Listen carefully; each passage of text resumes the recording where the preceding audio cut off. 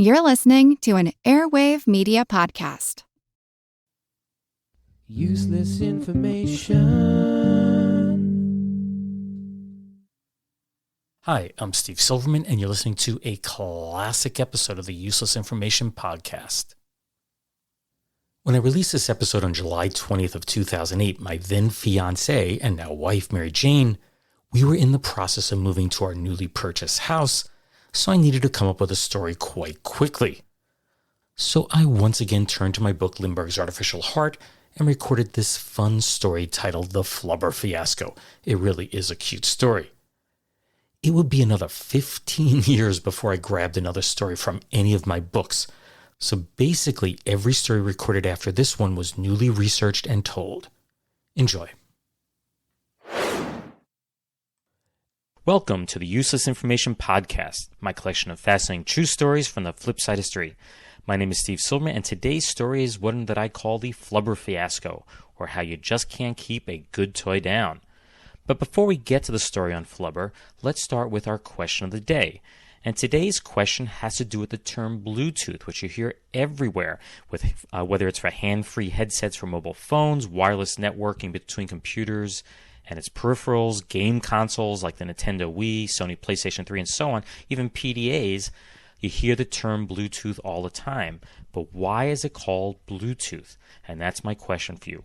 Why are they calling this short-range wireless network type of connection Bluetooth? Now, leaving suspense for a while, and I'll let you know the answer at the end of this podcast. And now for today's story on the Flubber Fiasco. So I guess we should first start with a little definition of what flubber is. Now, flubber is this rubbery substance that was invented by Fred McMurray in the movie The Absent-Minded Professor way back in March of 1961. Of course, it's not a real invention, but in the movies it was this great rubbery stuff that defied the laws of physics. And he attached it to the sneakers of basketball players, and they would go flying through the air. Cars will bounce and fly also. But the term flubber is actually a combination of flying rubber. You take the first three letters of flying, fly, take the last four letters of rubber, burr, and you get flubber. You get it? Well, so much for definitions.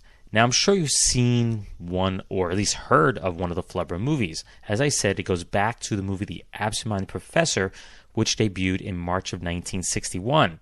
The Absent-Minded Professor was actually a phenomenally successful movie in its day and made Disney a ton of money.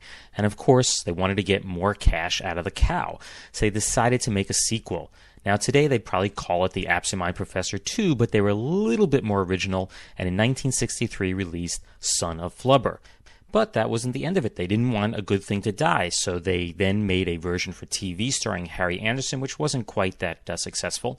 And then in 1997 made a new theatrical version starring Robin Williams, which most people would say was fairly successful. Now, as I'm sure you're well aware, all good movies today have tons of product tie-ins. I mean, just think about The Lion King and Toy Story. There were Lion King dolls and Toy Story dolls, drinking glasses, clothing, stickers. It just seems like everywhere you look, there were tie-ins. And of course, even the latest incarnation of Flubber with Robin Williams was no exception to this. It just seemed like Flubber was everywhere. Disney geared up for it, and they decided to get as much money as they could out of that rubbery substance. But what few people know, however, is that there was a less successful tie-in when Son of Flubber was released way back in 1963. In fact, it may possibly be one of the most bizarre stories in all of toy history. So here we go. I'm sure the marketers of this toy spent hours and hours and hours thinking of names. What could they call a product, a rubbery product from the movie Son of Flubber? Maybe something like green bouncy stuff or super duper bouncy goop. Nope. They took the less obvious name of Flubber. I don't know where they got that from. Anyway, joking aside, Flubber was marketed by a toy company at that time known as the Hassenfeld Brothers, which today has been shortened into Hasbro, which is the second largest toy manufacturer in the world. Now, this particular formulation of Flubber at the time was just a mixture of rubber and mineral oil with some coloring and had properties similar to that of silly putty. In other words, it bounced like a ball, and of course you could make comic imprints. Now, this product was introduced to the market in September of 1962, just prior to the premiere of the movie, and Hasbro sold millions of them. It was a phenomenal success. They advertise, and this is in quotes, that Flubber is a new parent-approved material that is non-toxic and will not stain. That's the end of the quote. But then reports started to come back that some children were developing full body rashes and sore throats from the product. In fact, the FDA, the Federal Food and Drug Administration, began investigating the product to see if in fact the claims were true. I don't know, it doesn't sound very non-toxic to me. Does it sound to you? Anyway, the bigwigs at Hasbro were mystified. They didn't know what could be wrong with this product. After all, it was supposed to be harmless and it passed all of their safety tests. In fact, similar formulations were used by other toy manufacturers for years. Anyway, in March of 1963, a Kansas woman filed a big lawsuit against Hasbro for $104,000, which today is probably, well over $1 million, claiming that the Flubber had caused rashes so severe that both she and her 3-year-old son required hospital care. So Hasbro really had no choice but to retest the product. But instead of testing on kids, which is kind of, questionable, they ended up using volunteer prisoners as guinea pigs.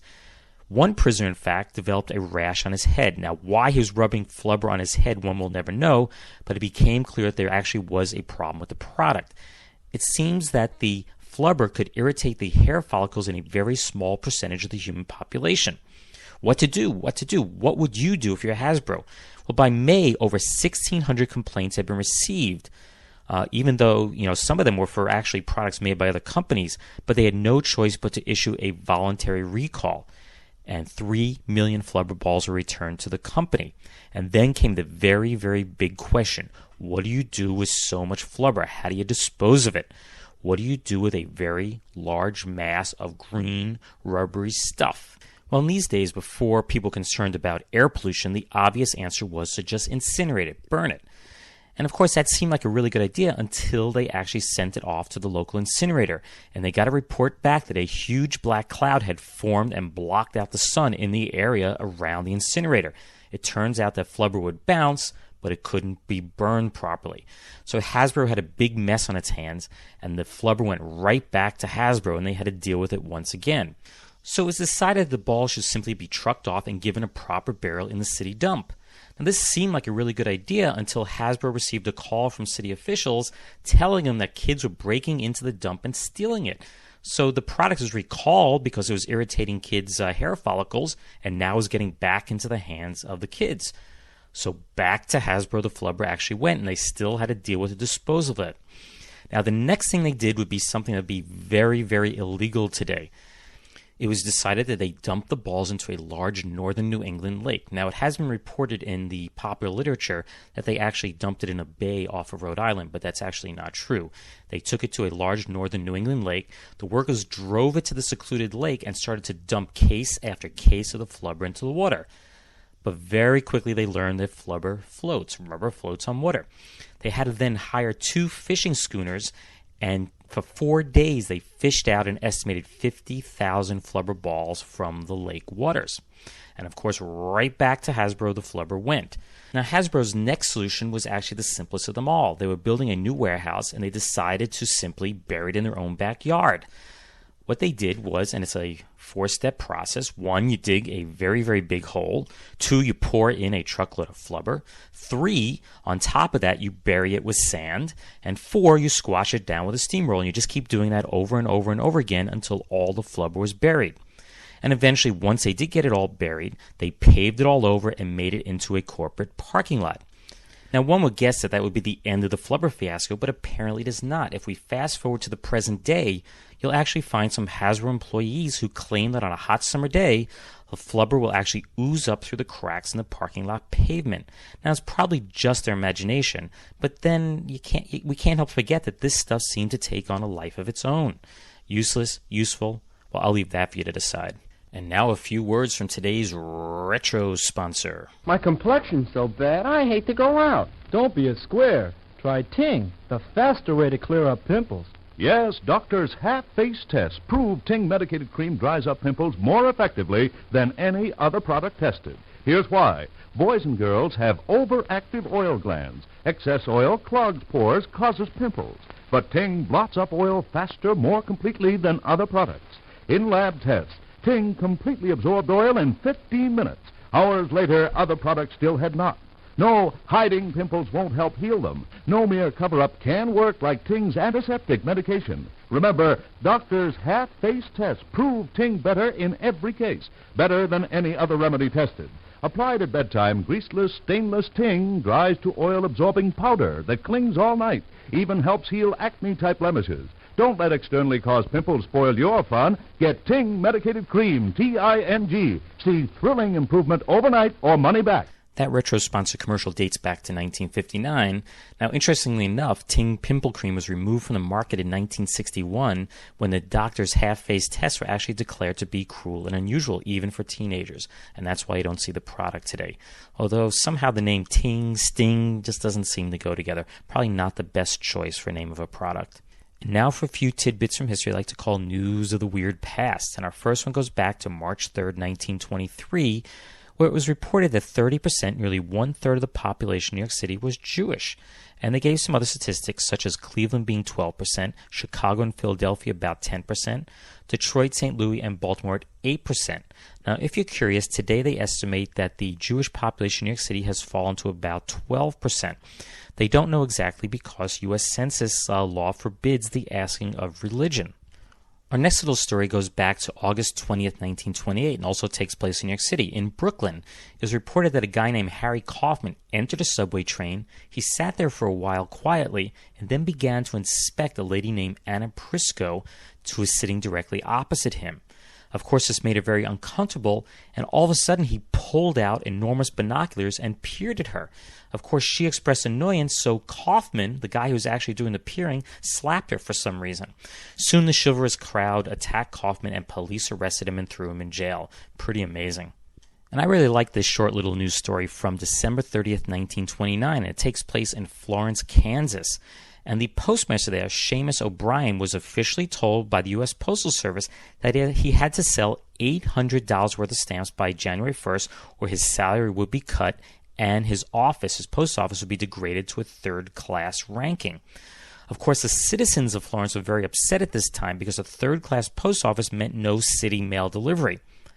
Then, as luck would have it, in Chicago, a guy named Ben Minturn, who once lived in Florence and was a schoolmate of O'Brien, read of his friend's predicament, wrote a letter, and enclosed a check for $1,000, where he ordered $900 worth of 2-cent stamps and $100 worth of 5-cent stamps, and of course saved the day and saved the post office. But of course Minturn was very, very shrewd, ingenious you could say, because he knew that he could take those $1,000 worth of stamps, take them to his local post office in Chicago, and cash them in and get all his money back. And now for the answer to today's question of the day, which had to do with the term Bluetooth. Why is a technology for short-range wireless networks called Bluetooth? Well, it turns out that the name has nothing to do with the technology at all. It's named after a Viking named Harald Bluetooth, who was the king of Denmark in the late 900s AD. And he managed to unite Denmark and Norway into a single kingdom and introduced the people of Denmark to Christianity, which leads us to the modern-day use of the name. And in fact, the term Bluetooth, as I said before, has nothing to do with the technology itself. It really just signifies that the companies that were involved in bringing this technology, such as Ericsson, were of the Nordic region. Those were nations including Denmark, Sweden, Norway, and Finland. And because they're so important to the communications industry, they decided to use a name of a person honoring him from their history. So the Bluetooth technology is named after the king of Denmark from the late 900s AD. Well, I hope you enjoyed today's story on the Flubber Fiasco, as well as hearing our retro sponsor, the News of the Weird Past, and of course the question of the day on Bluetooth. If you'd like to read more true stories just like this, please be sure to get a copy of one of my books. They are Einstein's Refrigerator and Lindbergh's Artificial Heart. And as I've said in the past, they're available from your local bookseller, online retailers, and of course through your local library. If for some reason you'd like to contact me, simply drop me an email at useless@steve.silverman.name. That's useless@steve.silverman.name. You can also visit my website, which has more stories on it, and that is uselessinformation.org. That's uselessinformation.org. And lastly, I'd appreciate it if you could log into iTunes and leave some positive comments to help increase the number of listeners to this podcast. And once again, I thank you for listening to the podcast and hope you'll tune in the next time. Bye.